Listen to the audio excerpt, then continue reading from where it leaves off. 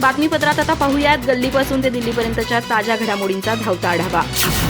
फडणवीस सरकारमधील मंत्री ॲडव्होकेट माणिकराव कोकाटे यांची 2 वर्षांची शिक्षा जिल्हा सत्र न्यायालयानं कायम ठेवली। सदनिका प्रकरणात कोर्टानं हा निर्णय दिला, त्यामुळे त्यांच्या मंत्रिपदावर पुन्हा एकदा गंडांतर आल्याचं दिसतंय।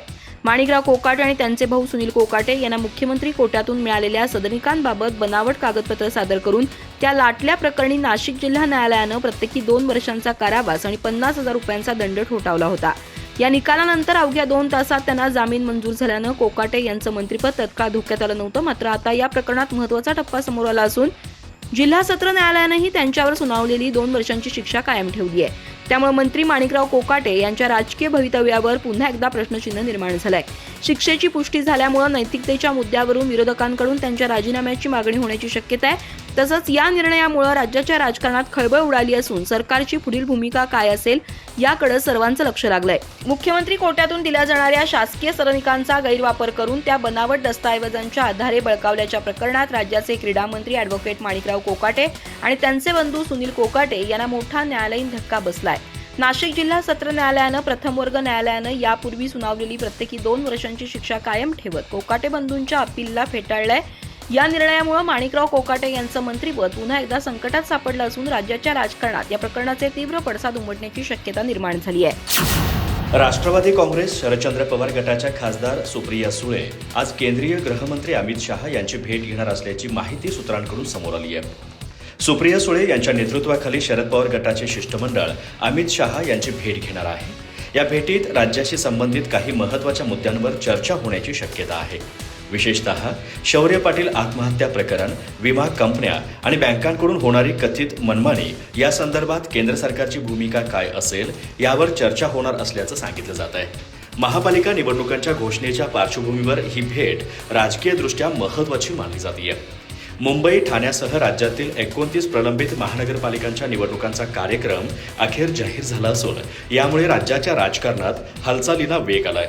राज्य निवडणूक आयोगाने जाहीर केलेल्या कार्यक्रमानुसार 15 जानेवारी रोजी मतदान होणार असून 16 जानेवारी रोजी निकाल घोषित होणार आहे। सर्वोच्च न्यायालयाच्या स्पष्ट निर्देशानंतर स्थानिक स्वराज्य संस्थांच्या निवडणुकांचा मार्ग मोकळा झाला। याआधी 2 डिसेंबर रोजी नगरपालिका आणि नगर परिषदेच्या निवडणुका पार पडल्या होत्या। आता त्यानंतर राज्यातील सर्वाधिक महत्त्वाच्या मानल्या जाणाऱ्या 29 महानगरपालिकांच्या निवडणुका जाहीर झाल्याने राजकीय पक्षांच्या तयारीला वेग आला आहे। उमेदवारांची चाचपणी, युती आघाडीच्या चर्चा आणि रणनीती ठरवण्याचं सत्र सुरू झालंय।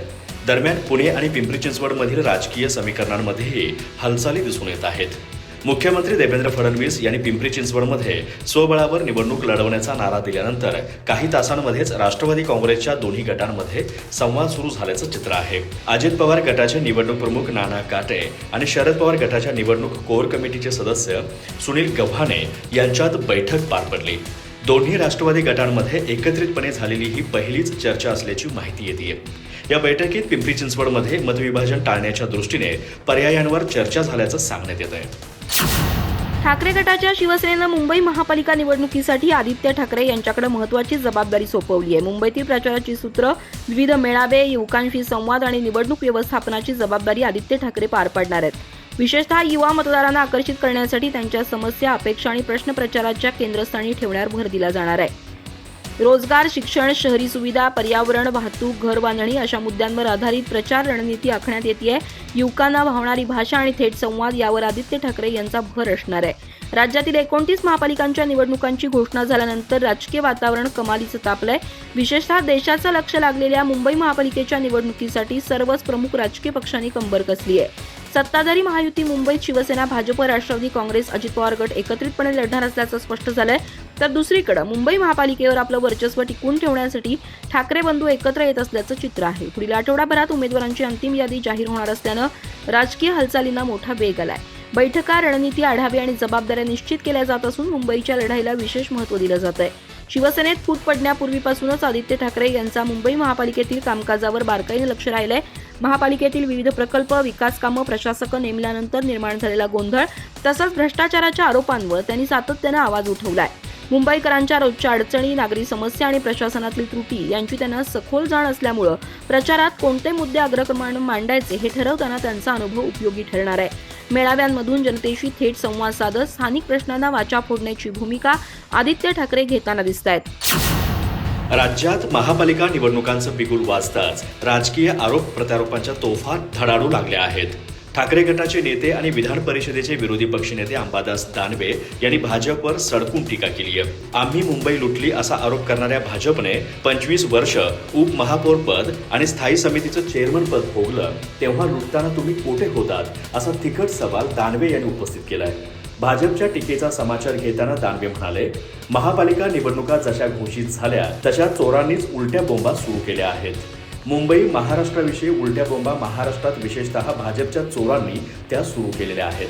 ज्या लोकांनी नगरपालिका निवडणुकांमध्ये पैशांचा पाऊस पाडला आणि भाजपच्या संघटन मंत्र्यांना विदर्भाच्या बैठकीत सांगावं लागलं की निवडणुकीत पैसा आणि संपत्तीचं ओंगळवाणं प्रदर्शन करू नका, ते लोक उद्धव ठाकरेंची शिवसेना मोठ्या प्रमाणात लाखो कोट्यावधी रुपये निवडणुकीत टाकणार, 25 वर्षात मुंबई लुटली असं म्हणत आहेत. अशी टीका अंबादास दानवे यांनी केली आहे. मुंबई लुटत असताना तुम्ही कुठे होतात? शिवसेनेचा महापौर असताना भाजप उपमहापौरपदी सतत होता. स्थायी समितीमध्येही भाजपचे लोक होते. वेगवेगळ्या समितीचे चेअरमन देखील भाजपचेच लोक होते. त्यामुळे हा आरोप करताना तुम्ही त्यावेळेस कोठे होता हा देखील महत्त्वाचा मुद्दा या निवडणुकीच्या निमित्ताने आहे. अशी टीका ठाकरे गटाचे नेते अंबादास दानवे यांनी केली आहे. महायुतीमध्ये सर्व काही आलबेल नसल्याचा दावाही अंबादास दानवे यांनी केलाय. एकीकडे महायुती म्हणायचं आणि दुसरीकडे बैठकीला अजित पवारांच्या पक्षाला बोलवायचं नाही, हा प्रकार सुरू आहे. मुंबईत नवाब मलिक पक्ष चालवतात म्हणून तर पुणे आणि पिंपरी चिंचवडमध्ये स्थानिक समीकरणांमुळे भाजप अजित पवारांना सोबत घ्यायला तयार नाही. निवडणुका जाहीर होऊन 12 ते 15 तास उलटले नाहीत, तोच महायुतीची तंत्रले आहे. त्यांना पराभवाची भीती सतावू लागली आहे, असा टोला अंबादास दानवे यांनी लगावला. महापालिका निवडणुकांची घोषणा झाल्यानंतर राजकीय पक्षांच्या बैठकांना वेग आलाय. मुंबई जिंकण्यासाठी सत्ताधारी महायुतीनं चांगला जोर लावलाय, पण उपमुख्यमंत्री एकनाथ शिंदे यांच्या नेतृत्वातील सत्ताधारी शिवसेनेनं 100हून अधिक जागांची मागणी केली आहे. त्यातच भाजप स्वतः 130 आणि 150 जागा लढवण्यावर ठाम आहे. त्यामुळे महायुतीमध्ये जागा वाटपाच्या मुद्द्यावरून घमासान माजल्याचं चित्र आहे. महायुतीच्या समन्वय समितीची आज मुंबईत बैठक होणार आहे. या बैठकीत मुंबई महापालिका निवडणूक आणि जागा वाटपाच्या मुद्द्यावर चर्चा होण्याची शक्यता आहे. या पार्श्वभूमीवर महायुतीत जागा वाटपावरून तणाव असल्याची चर्चा समोर आली आहे. सूत्रांच्या माहितीनुसार सत्ताधारी शिवसेनेला मुंबईत 100हून अधिक जागा हव्या आहेत, पण भाजपनं त्याला जोरदार विरोध दर्शवला आहे. भाजपला स्वतः मुंबई महापालिकेच्या 130 ते 150 जागा लढवायच्या आहेत, त्यामुळे त्यांनी शिंदे गटाची 100 किंवा त्याहून अधिकच्या जागांची मागणी मान्य करण्यासारखी नाही, असं भाजप नेत्यांचं मत आहे. यावर तोडगा म्हणून मुंबई शिंदे गटाला कमी तर ठाण्यात भाजपला कमी जागा देण्यावर चर्चा सुरू आहे. याचा अर्थ मुंबई महापालिकेत भाजप मोठ्या भावाची भूमिका बजावेल तर ठाण्यात शिंदे गट मोठ्या भावाची भूमिका बजावेल. याशिवाय मुंबईत एकत्र तर ठाणे, कल्याण, डोंबिवलीची निवडणूक वेगवेगळी लढण्याच्या मुद्द्यावरही विचार केला जातोय. कल्याण, डोंबिवली, शिंदे गट आणि भाजप या दोन्ही पक्षांचं प्राबल्य आहे, त्यामुळे तिथं महापौर कुणाचा होणार याचा निर्णय निवडणूक निकालानंतर घेतला जाईल. पण जागा वाटपात दोन्ही पक्षांनी आपापली बाजू लावून धरल्यामुळे महायुतीत वादाची ठिणगी पडण्याची शक्यता आहे. निवडणुकांच्या पार्श्वभूमीवर राज्यभर राजकीय हालचालींना वेग आला असतानाच मुंबईत लावण्यात आलेल्या काही बॅनरमुळे मोठी चर्चा सुरू झाली आहे. मुंबईच्या विविध भागांमध्ये अचानक झळकलेले हे बॅनर नागरिकांचं लक्ष वेधून घेत आहेत. विशेष म्हणजे या बॅनरवर कोणत्याही पक्षाचं नाव, चिन्ह किंवा अधिकृत ओळख नसल्यामुळे त्यामागे नेमका कोण आहे याबाबत संभ्रम निर्माण झालाय.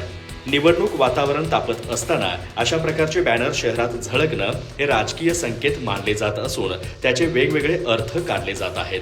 या बॅनरवरील मजकूर थेट आणि आक्रमक स्वरूपाचा असल्याचं दिसून येत आहे. जे हिंदुत्वाचे नाही झाले ते मराठी माणसाचे काय होणार, मुंबईकर जागा हो, एका परिवाराच्या नादी लागू नको, अशा आशयाच्या ओळींमधून विशिष्ट राजकीय दिशेने बोट दाखवण्याचा प्रयत्न करण्यात आला आहे. या मजकुरातून अप्रत्यक्षपणे शिवसेना, ठाकरे गट आणि उद्धव ठाकरे यांच्यावर निशाणा साधण्यात आल्याचं स्पष्ट होतंय. निवडणुकीच्या तोंडावर अशा स्वरूपाची बॅनरबाजी केल्याने राजकीय वातावरण अधिक तापलं असून चर्चेला उधाण आलं आहे. या बॅनरमधील नेमका उद्देश काय हा प्रश्न सध्या चर्चेचा विषय ठरत आहे. काहींच्या मते ही बॅनरबाजी एखाद्या राजकीय पक्षाच्या किंवा गटाच्या रणनीतीचा भाग असू शकते, तर काही जण याकडे जनमत चाचपणीचा प्रयत्न म्हणून पाहत आहेत. मात्र बॅनरवर कोणतीही अधिकृत ओळख नसल्यामुळे त्यामागील सूत्रधार अद्याप अस्पष्ट आहे. त्यामुळे राजकीय वर्तुळात तर्कवितर्कांना उधाण आलं आहे. हे बॅनर कोणाच्या फायद्यासाठी आणि कोणाच्या विरोधात आहे यावर चर्चा रंगत आहेत. मुंबई महापालिका निवडणुकीच्या तोंडावर राज आणि उद्धव ठाकरे यांच्या पक्षांच्या युतीची पुढील 1-2 दिवसात बातमी देऊ असा दावा मनसे नेते बाळा नांदगावकर यांनी केलाय. शिवसेना ठाकरे गटाचे नेते अनिल परब यांनीही राज ठाकरेंच्या भेटीनंतर याविषयी सकारात्मक विधान केलंय. युतीची घोषणा केव्हा करायची याचा निर्णय दोन्ही पक्षांचे नेते मिळून ठरवतील. त्याची तारीख लवकरच कळवली जाईल असं ते म्हणाले. राज्य निवडणूक आयोगानं सोमवारी मुंबईसह 29 महापालिकांच्या निवडणुकांची घोषणा केली. त्यानंतर सर्वच राजकीय पक्ष झपाटून कामाला लागलेत. शिवसेना उद्धव बाळासाहेब ठाकरे पक्षाचे खासदार संजय राऊत आणि आमदार अनिल परब यांनी आज मनसे अध्यक्ष राज ठाकरे यांची भेट घेऊन त्यांच्याशी युती करण्याच्या मुद्द्यावर चर्चा केली. यावेळी दोन्ही पक्षांचे प्रमुख नेते उपस्थित होते. त्यानंतर पत्रकारांशी बोलताना अनिल परब यांनी युतीची घोषणा कधी करायची याचा निर्णय दोन्ही पक्षांचे नेते मिळून ठरवणार असल्याचं स्पष्ट केलं. अनिल परब म्हणाले, युतीची अधिकृत घोषणा केव्हा करायची याचा निर्णय दोन्ही पक्षांचे नेते मिळून ठरवतील. त्याची तारीख लवकरच कळवली जाईल. सद्यस्थितीत सर्व गोष्टी चर्चेत आहेत. चर्चेअंती शेवटचा निर्णय होईल तेव्हा पत्रकार परिषद घेऊन आपल्याला कळवण्यात येईल. कोणता पक्ष आमच्या सोबत असेल किंवा आमची कुणासोबत चर्चा सुरू आहे याविषयी मी आत्ताच काही सांगू शकत नाही. एकदा यासंबंधीच्या चर्चेला अंतिम स्वरूप मिळालं की आम्ही त्याविषयी कळवू. त्यावर आत्ताच बोलणं योग्य ठरणार नाही. राज्यात महापालिका निवडणुकांची घोषणा झाली. या निवडणुकांमध्ये भाजप आणि शिंदे यांची युती असणार, पण अजित पवारांचा पक्ष नसणार हा महायुतीचा डाव आहे. सत्तेचा मलिदा खाताना अजित पवारांचा पक्ष चालतो, पण निवडणुकीत काँग्रेसच्या सेक्युलर मतांचे विभाजन करण्यासाठी अजित पवार यांचा पक्ष स्वतंत्र निवडणूक लढवणार महायुतीची ही रणनीती आहे. हे जनतेला समजतं अशी टीका काँग्रेस विधिमंडळ नेते विजय वडेट्टीवार यांनी केली आहे. मुंबई माध्यमांशी बोलताना काँग्रेस नेते वडेट्टीवार यांनी महायुतीवर सडकून टीका केली आहे. हसन मुश्रीफ यांना कॅबिनेट मंत्री करायचं, त्यांच्याबरोबर चहा नाश्ता करायचा आणि निवडणूक आली की नवाब मलिक यांचा मुद्दा पुढे करून युतीत अजित पवार यांच्या राष्ट्रवादी पक्षाला दूर ठेवायचा हा दुटप्पीपणा आहे. निवडणुकीत हिंदुत्वाचा मुद्दा पुढे करत एकनाथ शिंदे यांच्या शिवसेना पक्षाला जवळ करायचं आणि मतांचं विभाजन करण्यासाठी अजित पवार यांना स्वतंत्र निवडणूक लढवायला लावायची. महायुतीचं हे राजकारण लपून राहिलेलं नाही. हिंदू विरुद्ध मुस्लिम केल्याशिवाय भाजप निवडणुका जिंकू शकत नाही, म्हणून निवडणुका आल्या की हा वाद निर्माण केला जातो अशी टीका वडेट्टीवार यांनी केली आहे. स्थानिक स्वराज्य संस्थांच्या निवडणुकीत ओबीसींना 27% आरक्षण दिलं असं भाजप सांगत होती. आता महापालिकेच्या निवडणुका घोषित झाल्या आहेत, पण उद्या कोर्टात जाऊन पुन्हा ओबीसीच्या जागांवर निवडणुका रद्द झाल्या, त्याचे प्रतिनिधित्व कमी झालं तर ही जबाबदारी कुणाची? निवडणुका झाल्या तरी ओबीसीवर टांगती तलवार आहे, त्यांच्या जागांवर वरवंटा फिरणार आहे अशी टीका काँग्रेस विधिमंडळ नेते विजय वडेट्टीवार यांनी केला आहे. अधिक माहिती आणि ताज्या घडामोडींसाठी आजच आमचे चॅनल सबस्क्राईब करा.